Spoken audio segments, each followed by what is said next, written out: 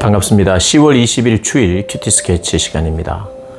오늘 본문은 갈라디아서 2장 1절부터 10절까지의 말씀입니다. 오늘 본문은 이렇게 시작합니다. 14년 후에 내가 바나바와 함께 디도를 데리고 다시 예루살렘으로 올라갔나니 계시를 따라 올라가 내가 이방 가운데서 전파하는 복음을 그들에게 제시하되 유력한 자들에게 사사로이 하는 것은 내가 다름질하는 것이나 다름질하는 것이 헛되지 않게 하려 함이라. 오늘 본문은 사도 바울이 구체적으로 어떤 거짓된 복음 전하는 이들이 누구냐 하니까 유대인 그리스도인이에요. 유대에서 온 그리스도인입니다. 자기들 나름대로 복음을 굉장히 수준 높게 또 특권을 가지고 예수를 믿게 되고 구원을 받은 것처럼 생각하면서 이방인들에게 당신들이 유대인이 먼저 되고 기독교인이 돼야 된다 이렇게 이야기를 한 겁니다. 유대인이 된다는 것은 할례를 받아야 된다는 거예요. 그러니까 그들도 나름대로는 많이 열려 있었는 거예요. 이제는 이방인들도 할례를 받을 수 있다. 아니, 이방인들도 구원을 받을 수 있다가 아니라 이방인들도 할례를 받을 수 있다. 또 이방인들이 할례를 받음으로 말미암아 유대인이 될 수 있다. 유대인 공동체에 들어올 수 있고, 그래서 유대인 공동체에 들어올 수 있는 유대인이 되어서 그들이 예수를 믿게 되면 구원을 받는다는 식으로 아주 거짓 복음을 전하는 거예요. 특권 의식에 사로잡혀서. 근데 사도 바울이 어제 본문에도 계속해서 내가 사람으로부터 받은 것이 아니라 그게 베드로가 됐든 누가 됐든 그것이 나의 확신을 준 게 아니고 주님이 확신을 주셨다. 근데 그럼에도 불구하고 그들과 교제를 해야 돼요. 그리스도인이기 때문에, 사랑하기 때문에, 동력자이기 때문에요. 동력자이기 때문에 교제하고 그런 거지, 그들에게 어떤 권위와 인정을 받기 위해서 사도 바울도 내가 인정하노라 하는 그 이야기를 들으려고 한 게 아니라 그들도 같은 복음을 전하는 사람들이기 때문에 그들과의 확인도 필요하고 그들이 전한 복음이 내가 전한 복음과 다르지 않다는 것도 확인하기 위해서 교제도 필요하고 그들의 유력한 자들이 그들입니다. 사도들. 그들의 이름을 빌려오기도 하고 그들과 같은 복음이다라는 것을 전하기 위해서 그들과 교제할 수도 있는 거고 그런 거예요. 그러나 나의 권위를 인정받기 위해서 그들의 이름을 쓰거나 그들과 함께 하지 않았다고 명확하게 이야기를 하는 거예요. 그런데 3절에 나와 함께 있는 헬라인 디도까지도 억지로 할례를 받게 하지 아니하였으니 자기는 디도에게 할례를 받게 하지 않았다는 거예요. 때로는요, 유대인 사역을 위해서 그 사람들이 꼭 필요하다면 할례를 받을 수도 있어요. 그러니까 효과적인 전도를 위해서 할례를 받고 안 받는 거지, 그 할례를 받아야만 구원받기 때문에 할례를 받는 게 아니라는 거예요. 사도 바울 역시도 많은 유대인들이, 그리스도인들이 할례 받아도 괜찮아요. 그래도 돼요. 그러나 앞으로는 할례가 필요 없어요. 근데 과도기인데 그 과도기 때 할례 자체가 중요한 게 아니라는 거죠. 근데 이방인들까지 할례를 받게 하는 것이 이제 문제가 되는 건데, 그렇게 그들이 믿는 방식으로 이제 요구하는 거예요.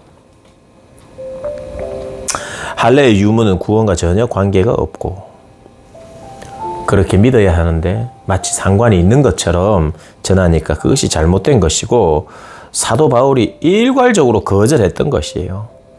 오늘 5절에 보면 그들에게 우리가 한시도 복종하지 아니하였으니, 그들에게 우리가 한시도 절대로 복종하지 않았다는 거예요. 그 문제에 대해서 할례를 받을 필요가 없다.